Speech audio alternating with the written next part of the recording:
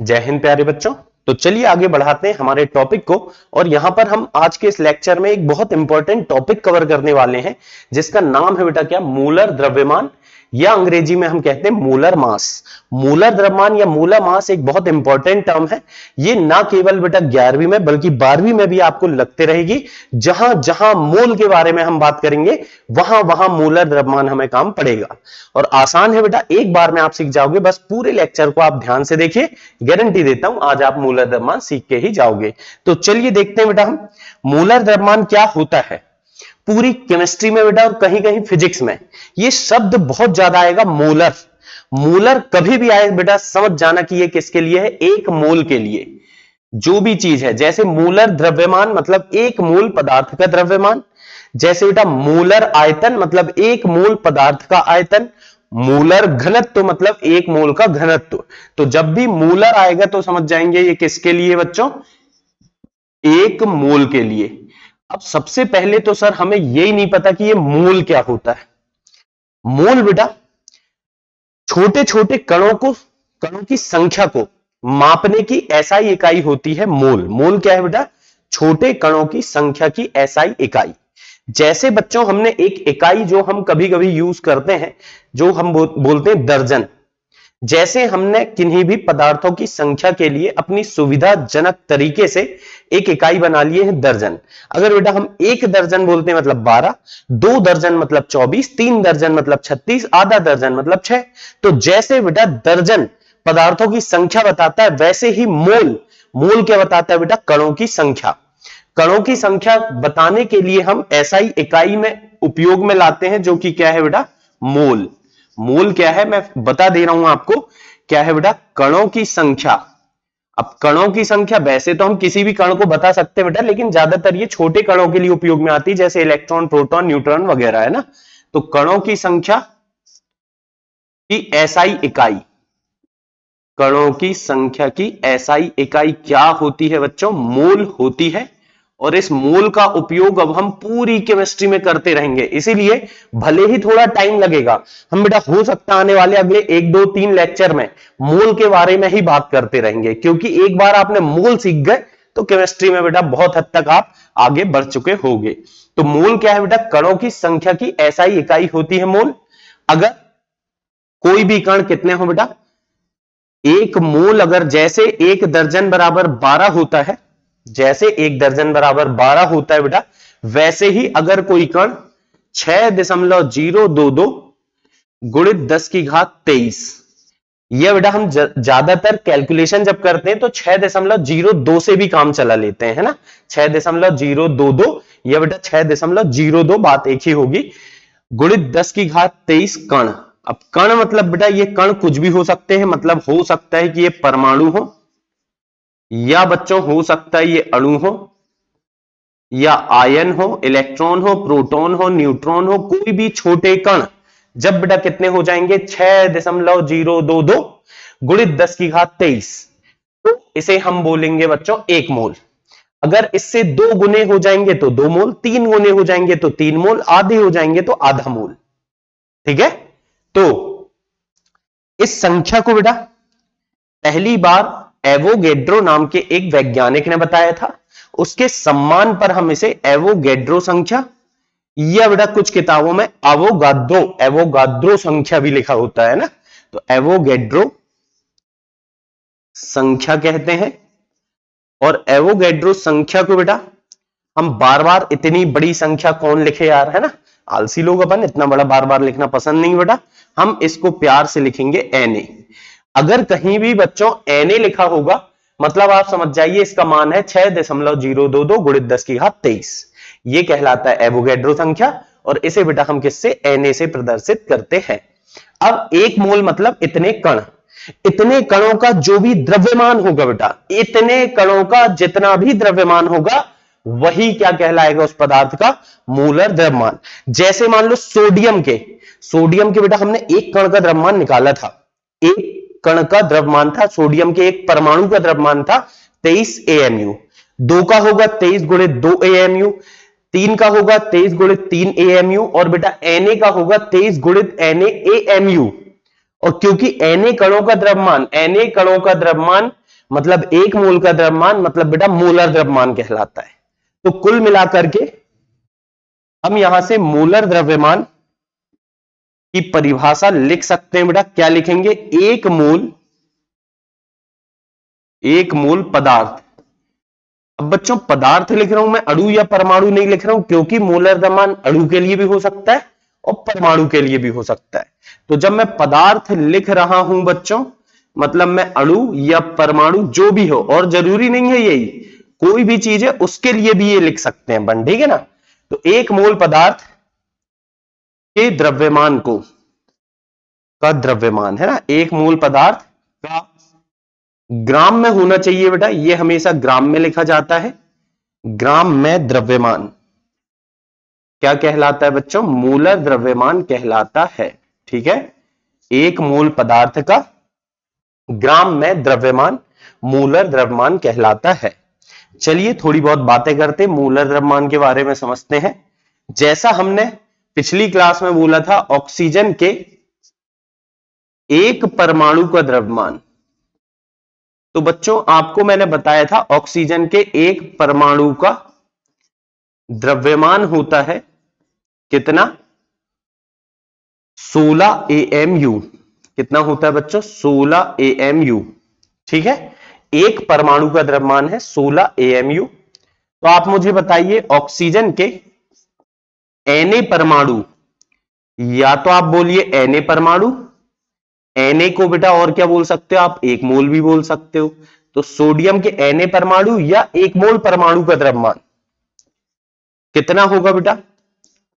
Sir ये होगा, देखो एक का था 16, 2 का निकालेंगे 2 गुणित 16, 3 का 3 गुणित 16, तो Na का Na गुणित 16 मतलब 16 गुणित Na, और साथ में लिखेंगे बेटा AMU।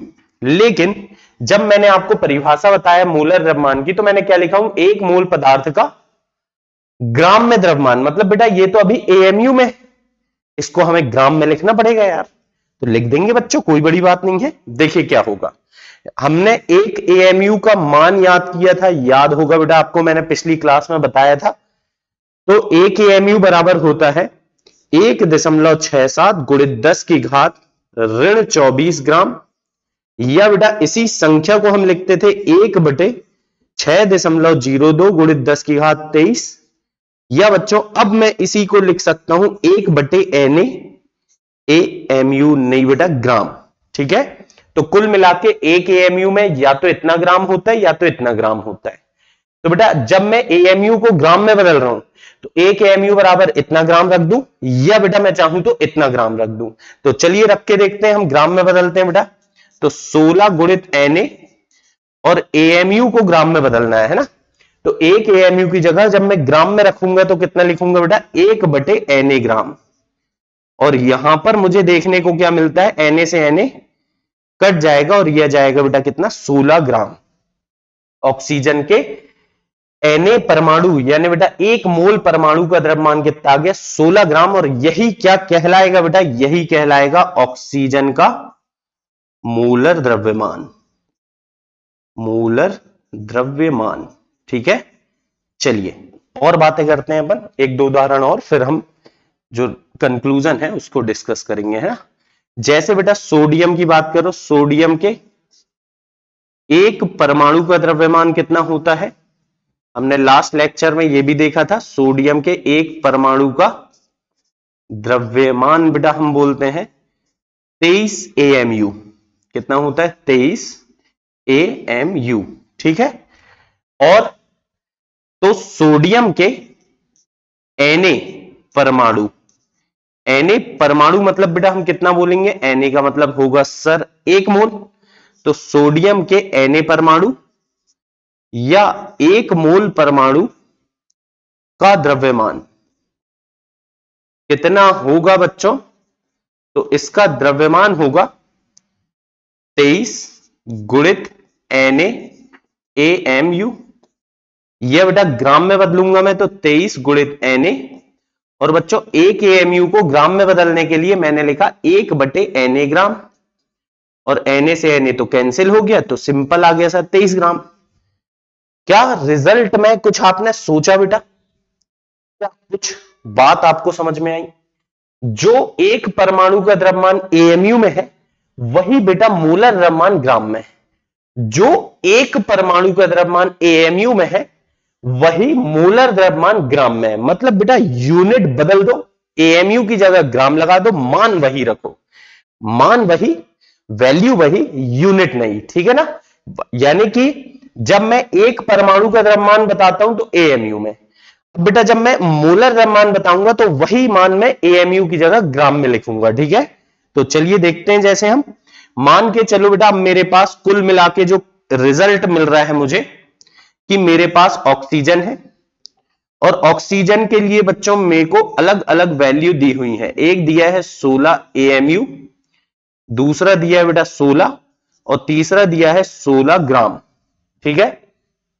तो अब इनके बारे में हमें बताना है कि हर एक मान हमें क्या बता रहा है।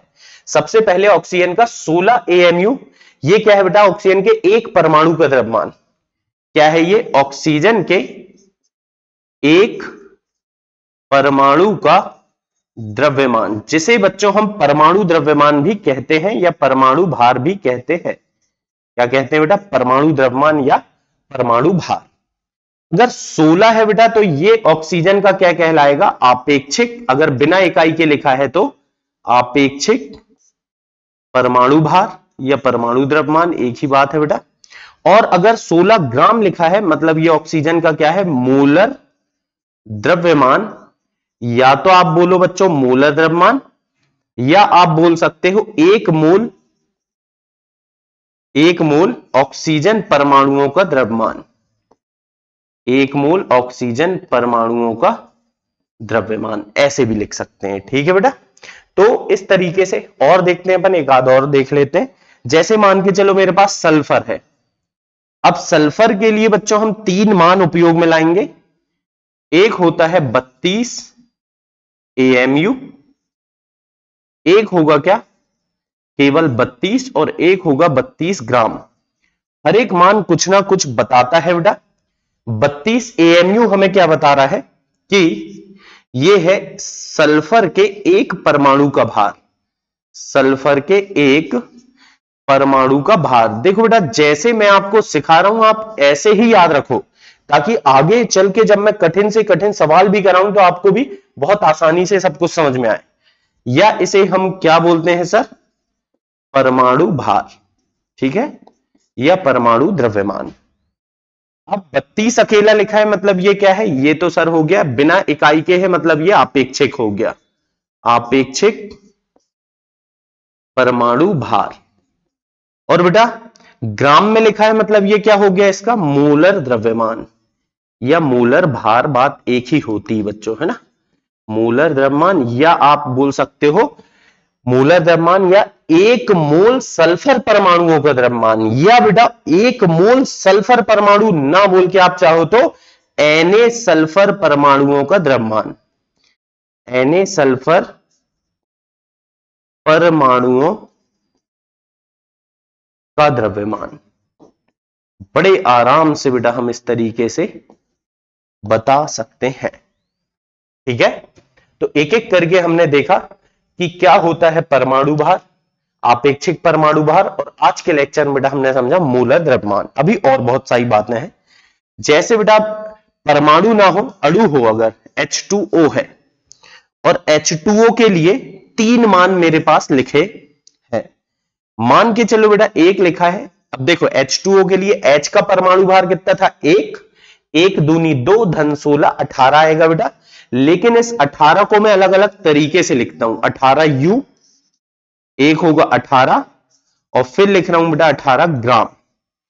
हर एक वैल्यू, हर एक मान हमें कुछ ना कुछ बता रहा है। तो बच्चों जो H2O के लिए 18U है, ये क्या बताएगा हमें? तो हम बोल देंगे बेटा, क्योंकि U है मतलब कि ये एक अणु का भार है, जल के एक अणु का भार। H2O के एक अणु का भार, एक अणु का भार है। या बच्चों हम बोल सकते हैं इसे अणुभार, है ना? इसे ही हम क्या बोलते हैं? अणुभार। एक अणु का भार या अणुभार। ठीक है? फिर बेटा 18 अकेला लिखा है बिना इकाई के, तो ये तो हो जाएगा आपेक्षिक। मतलब कि हम बोलेंगे ये आपेक्षिक अणुभार है। क्या है बच्चों? आपेक्षिक अणुभार। और इसी तरीके से अगर ये ग्राम में लिखा है तो ये क्या होगा? ये होगा सर मूलर द्रव्यमान। मूलर द्रव्यमान मतलब कोई बहुत बड़ा काम नहीं है बेटा, कोई बहुत बड़ा काम नहीं। जो एक अणु का भार है, अगर उसे यू की बजाय मैं ग्राम में लिख दूं तो यही बन जाएगा मूलर द्रव्यमान। एक मोल का द्रव्यमान बन जाएगा, एन एक अणु का द्रव्यमान बन जाएगा। ठीक है, मूलर द्रव्यमान बोलो या आप बोलो एन ए अणुओं का भार, H2O के एन ए अणुओं का भार। एन ए अणुओं का भार बोलो बेटा, चाहे एक मोल अणुओं का भार बोलो, बात एक ही होगा। एन ए का मतलब ही होता है एक मोल, या एक मोल का मतलब ही होता है एन ए। एन ए मतलब कितना? 6.022 गुणित 10 की घात 23 कण। तो इस तरह से बेटा हम अलग अलग तरीके से अलग अलग प्रकार के अणुओं और परमाणुओं का मूलर द्रव्यमान निकाल सकते हैं। ठीक है, कोई बहुत बड़ी बात नहीं की हूं बेटा मैंने, बस यहां ध्यान रखना वैल्यू सेम रखना है, मतलब कि जो मान आएगा वो वही रहेगा, यूनिट बदलती चली जाएगी। अब हम निकालना चाह रहे हैं, कुछ और बात करता हूं बेटा। जैसे मान के चलो कभी ऐसा आ जाए कि भैया एक इलेक्ट्रॉन का द्रव्यमान, वैसे तो बच्चों आगे चल करके आपको याद भी करना पड़ेगा और आसानी से हो भी जाएगा। मान के चलो अभी मैं बता दे रहा हूं आपको, एक इलेक्ट्रॉन का द्रव्यमान है 9.1 गुणित 10 की घात ऋण 31 किलोग्राम।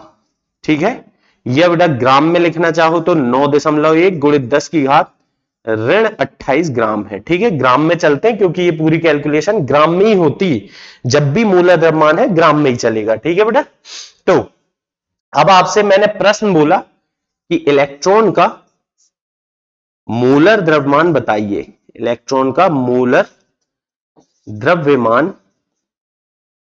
बताइए। ठीक है, बताइए बेटा। तो कैसे निकालेंगे? बहुत आसान है सर। मूलर द्रव्यमान का मतलब क्या होता है? मतलब एक मोल कणों का द्रव्यमान, मतलब Na कणों का द्रव्यमान।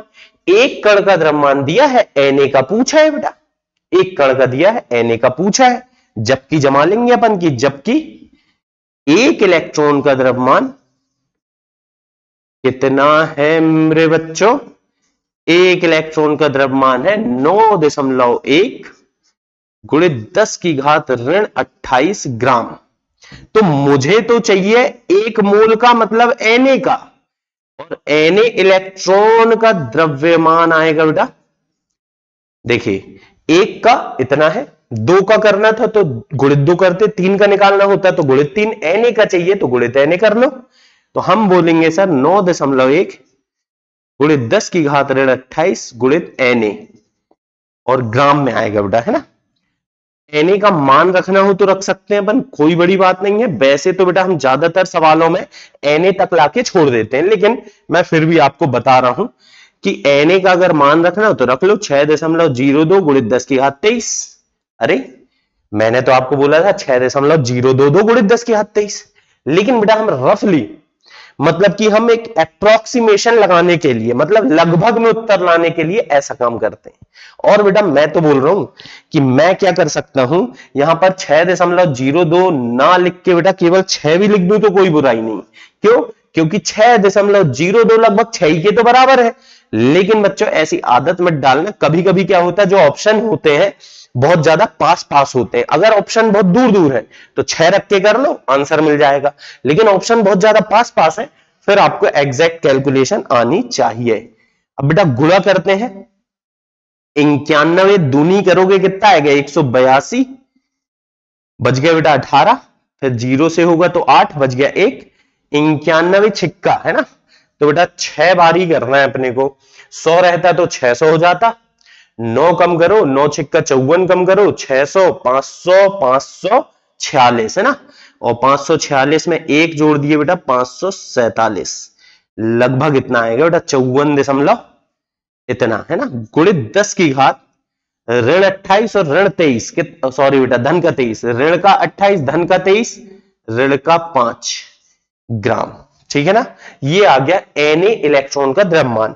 Na इलेक्ट्रॉन का द्रव्यमान, मतलब बेटा 1 मोल इलेक्ट्रॉन का द्रव्यमान, Na मतलब 1 मोल, 1 मोल का द्रव्यमान मतलब मोलर द्रव्यमान। तो मेरे बच्चे कह सकते हैं कि यही क्या है, इलेक्ट्रॉन का मोलर द्रव्यमान। ठीक है बेटा, तो इस तरीके से हम बड़े आराम से, बड़े प्यार से मोलर द्रव्यमान निकाल सकते हैं, अगर हमें एक कण का द्रव्यमान पता है। एक कण का द्रव्यमान जो भी है उसमें Na का गुणा कर लो, मोलर द्रव्यमान निकल जाएगा। यहां से बच्चों में एक सूत्र के रूप में लिख दे रहा हूं इसे, ऐसा कोई बहुत बड़ा सूत्र तो है नहीं, वो तो अपन ने समझ ही लिए, एक कण का द्रव्यमान जो था उसमें बेटा Na का गुणा करना है। फिर भी अगर कभी आपको लगे तो आप लिख सकते हो, मोलर द्रव्यमान बराबर एक कण का द्रव्यमान। एक कण क्यों लिख रहा हूं बेटा, अणु हो सकता है, परमाणु हो सकता है, इलेक्ट्रॉन, प्रोटॉन, न्यूट्रॉन, कुछ भी हो सकता है। तो एक कण का द्रव्यमान और गुणित बच्चों Na कर देना। Na मतलब एवोगैड्रो संख्या, मतलब 6.02 गुणित 10 की घात 23। इतना कर दोगे बेटा तो बड़े आराम से आपको मोलर द्रव्यमान मिल जाएगा। एक कण के द्रव्यमान में Na का गुणा करना है, दैट्स इट। तो इस तरीके से बेटा हम मोलर द्रव्यमान को परिभाषित कर सकते हैं। मोलर द्रव्यमान क्या होगा, एक मोल पदार्थ का द्रव्यमान, एक मोल परमाणु का द्रव्यमान, एक मोल अणु का द्रव्यमान, जब ग्राम में लिखा जाता है बेटा। मोलर द्रव्यमान हमेशा ग्राम में रहेगा, बस यही ध्यान रखना है अपने को, है ना। तो चलिए एक और हमने यहां पर इस लेक्चर में समझे कि कैसे हम मोलर द्रव्यमान की बात करेंगे। अब अगले लेक्चर में बेटा लगभग 2-3 लेक्चर में मोल के बारे में ही बात करूंगा और हम मोल की सारी गणित सीखेंगे। ठीक है, तो मिलेंगे नेक्स्ट लेक्चर में, तब तक के लिए bye bye, have a good day.